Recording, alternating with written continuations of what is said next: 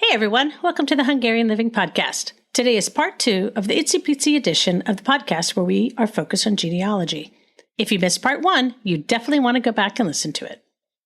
Well, hello! Welcome to the Hungarian Living podcast. I'm your host, Elizabeth Szabó-Voss. Our goal is to discover, celebrate, and share Hungarian heritage and encourage you to do it too. We'll touch on food, travel, history, music, language, genealogy, and share stories from our guests. We're glad you're here. This is a podcast where we'll explore Hungarian heritage in a variety of ways.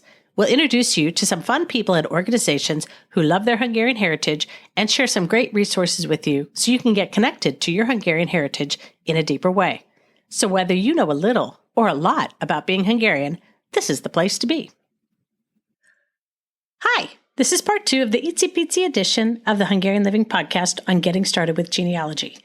Today's assignment is for you to track down the birth dates and death dates for the various people you listed in part 1.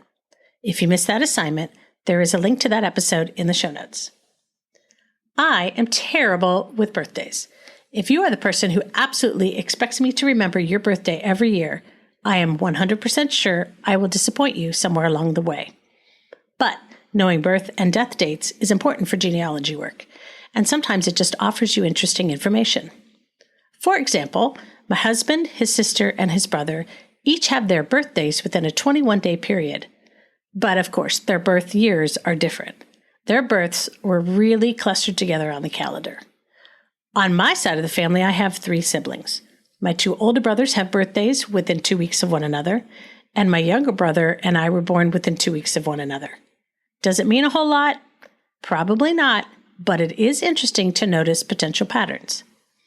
When it comes to dates of death, pay attention.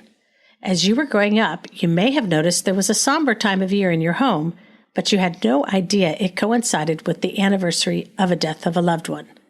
It isn't unusual that there's a pattern of solemnness or sadness that casts a shadow on the family during what might ordinarily be a joyful time. Noting the death dates might help you recognize a pattern you didn't even realize was there.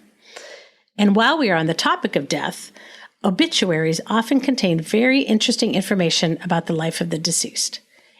Anytime you have access to an obituary or even a simple prayer card, you may find important clues to life events or relatives, or even locations of birth, those kinds of things that will help you in your research.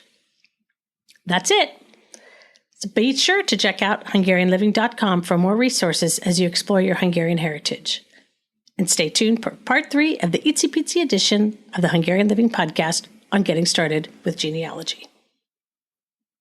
Do you want to learn the Hungarian language, Hungarian history, or learn how to research the Hungarian side of your family? We've got you covered.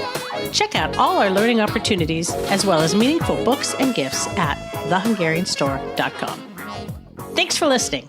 If you enjoyed this episode of the Hungarian Living podcast, please share it with someone you know who loves their Hungarian heritage.